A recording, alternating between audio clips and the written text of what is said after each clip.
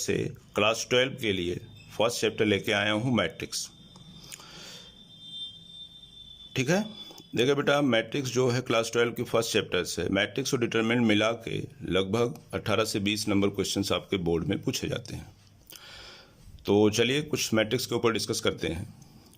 Matrix जो है, मैं नीचे दिख रहा होगा आप लोगों को, मैट्रिक्स वास्तविक संख्या और सम्मिलित संख्या को एक आयताकार या वर्गाकार रूप में व्यवस्थित करना ही अव्यय कहलाता है। इसको हम निम्न प्रकार से प्रदर्शित करते हैं। आप बड़े ब्रैकेट में भी लिख सकते हो, इस तरह से भी लिख सकते हैं, और ये डबल लगा के इस तरह से भी इसको डिनोट करने का ये तरीका होता है मैट्रिक्स को रिप्रेजेंट करने। मैट्रिक्स वास्तव में क्या है, दूसरी भाषा में हम समझ सकते हैं कि मैट्रिक्स एक अंकों की व्यवस्था होती है जिनको हम रो और कॉलम में अरेंज करते हैं, व्यवस्थित करते हैं। हम एग्जांपल के तौर पे नीचे दिख रहा होगा आप लोगों को, देख सकते हैं आप लोग, ये लिखा हुआ है 3, ये इस तरह से, ये इस तरह से, ये इस तरह से। दूसरा एग्जांपल मैंने लिया है इस तरह से, इस तरह से। देखिए, अब इसमें इंपॉर्टेंट बात ये है, जो रेड कलर की दिख रही है इसको हम बोलते हैं रो। इस तरह से हम जब पेन चलाएंगे, रो, ये रो, ये रो। तो ये जो बी मैट्रिक्स लिखा हुआ है, बी मैट्रिक्स में इनको हम कहते हैं रो, और जो हरी कलर की दिख रही है इनको कहते हैं हम कॉलम। तो आपको दिखाई पड़ रहा होगा यहाँ 3 रो हैं और 4 कॉलम है।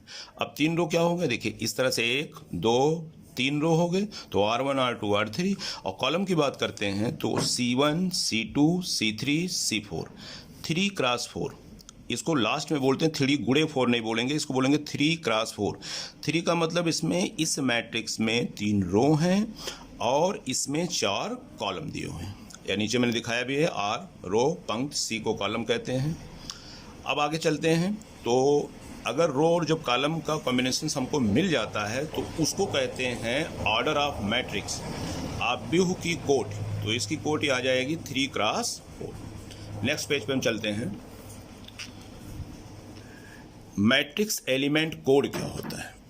मैट्रिक्स एलिमेंट कोड, जैसे फॉर एग्जांपल मैंने यहाँ पे मैट्रिक्स लिया है जिसमें लिखा हुआ है 2, 5, 16, 3, 2, 1, 6, 5, -4। ठीक है, ये देखिए मैंने मैट्रिक्स का सिंबल भी लगाया, आप लोग कंफ्यूज मत होइएगा। 3 सिंबल मैंने पीछे बताया था, किसी को भी आप यूज़ कर सकते हो। इसको कहते हैं रो और इस तरह से कहते हैं इसको हम कॉलम। अब इसकी कोडिंग की बात करते हैं। मैट्रिक्स एलिमेंट कोड क्या होता है? जैसे ये फर्स्ट एलिमेंट लिखा है 2, इसकी कोड को कहते हैं A11। इस वाले एलिमेंट की कोड को कहते हैं A12। इस वाले एलिमेंट की 6 जो एलिमेंट लिखा हुआ है इसकी कोड को कहते हैं 1, 3। इसका मतलब क्या हो गया? फर्स्ट रो का फर्स्ट एलिमेंट, देखिए ध्यान से देखिए, फर्स्ट रो का फर्स्ट एलिमेंट, फर्स्ट रो का सेकंड एलिमेंट, फर्स्ट रो का थर्ड एलिमेंट। सिमिलरली नीचे चलते हैं, अब इसमें आ जाओ। सेकेंड रो का first element means 5, second row का second element means 2, second row का third element means 5।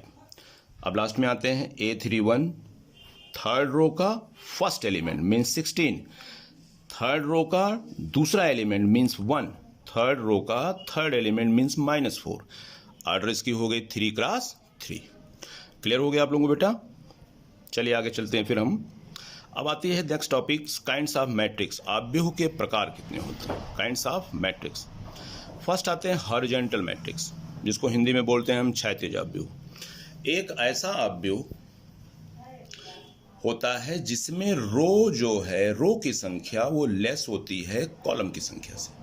For example आप देख सकते हो, ए मैट्रिक्स मैंने यहाँ पे सपोज किया है इस तरह से, जिसमें देखिए 2, 3, 7, 4 ये हो गया आपका रो, 1, 5, 4, 1 ये हो गया आपका रो, और ये इस तरह से अगर हम इसको कवर करेंगे तो ये हो जाएगी कॉलम। तो आप देख सकते हैं इसमें रो की संख्या 2 है और कॉलम की संख्या 4 है। तो 2 क्रॉस 4 इसकी ऑर्डर हो गया। तो ध्यान से देखेंगे तो रो की संख्या ये जो 2 है वो छोटी है कॉलम से।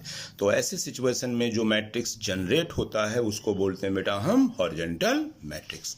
अब नेक्स्ट टॉपिक आते हैं हम वर्टिकल मैट्रिक्स, इसको ऊर्ध्वाधर में अव्यूह बोलते हैं। एक ऐसा अव्यूह जिसमें रो की संख्या कॉलम से बड़ी हो, रो इज ग्रेटर देन कॉलम। हमने एक एग्जांपल सपोज किया है B, उसमें लिखा हुआ है 849 738 627 516। आप गौर से देखिए यहाँ पे, ये आपका 1, दूसरा रो, तीसरा रो, चौथा रो। मैं इसको डिनोट कर देता हूँ, ये लिखा हुआ R1 दिखाई रहा आप लोगों को, R2, R3 और ये नेक्स्ट R4। इसी तरीके से कॉलम की बात करते हैं तो ये हो जाएगा आपका C1 और ये हो जाएगा C2 और ये हो जाएगा C3। तो आप गौर से देखिए यहाँ पे कॉलम कितनी है। पहले जो ऑर्डर होती है, पहले रो लिखते हैं फिर कॉलम, पीछे मैं बता चुका हूँ। तो रो की संख्या यहाँ कितनी है, 1 2 3 4 4। कॉलम की संख्या 1 2 3 मीन्स 4 इज ग्रेटर देन 3। तो रो अगर बड़ा है कॉलम से, ऐसे अवयव को क्या बोलते हैं, वर्टिकल मैट्रिक्स। नेक्स्ट आते हैं स्क्वायर मैट्रिक्स। इसको मैट्रिक्स का गुरु भी कहा जाता है। काफ़ी इंपॉर्टेंट टॉपिक है ये स्क्वायर मैट्रिक्स। काफ़ी जगह पे आपको यूज मिलेगा इसका आगे।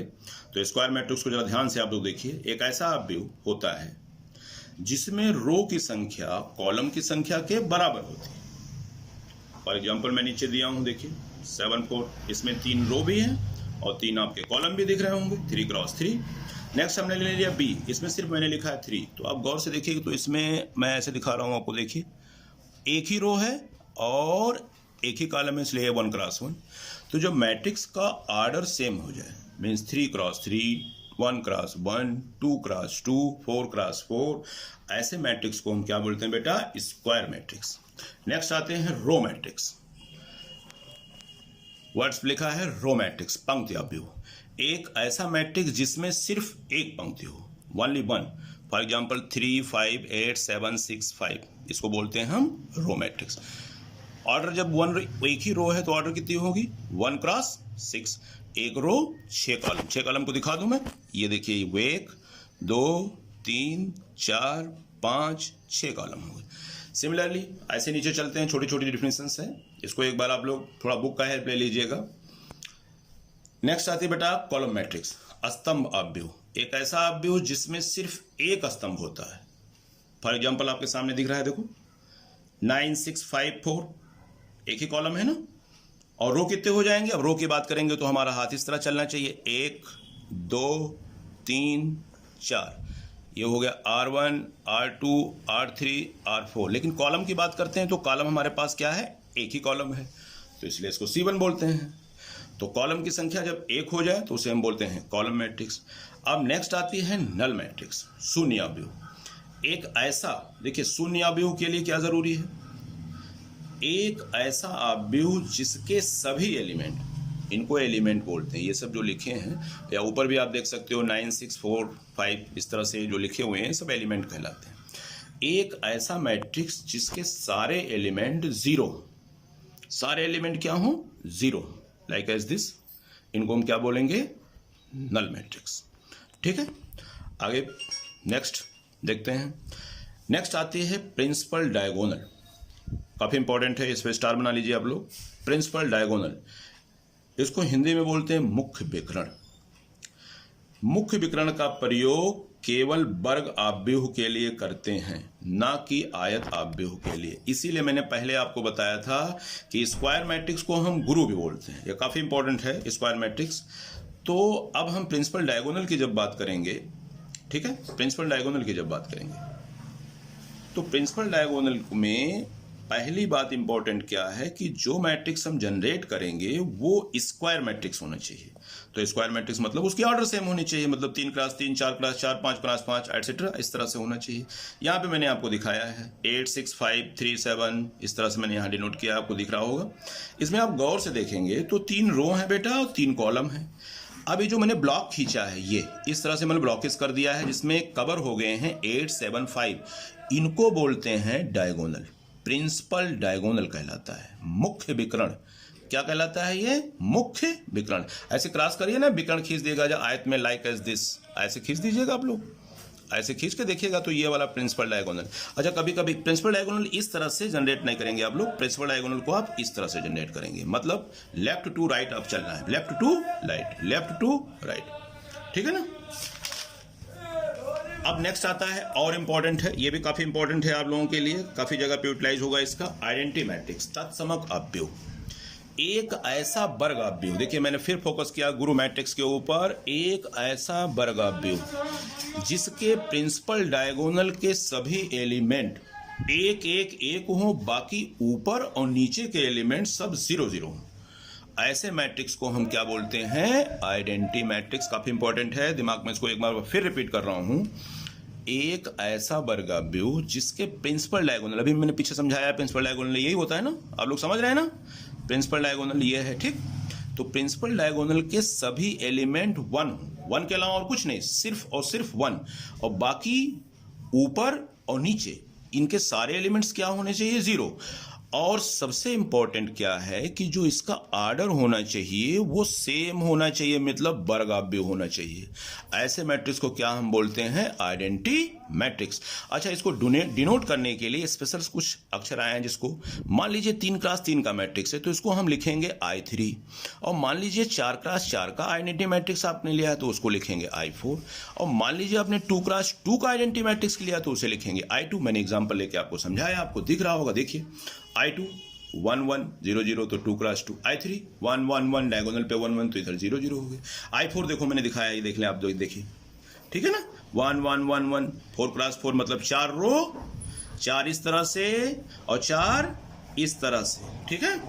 तो ये हो गया आपका। और नेक्स्ट वीडियो हम नेक्स्ट वीडियो में देंगे, यहीं पे बंद कर रहे हैं।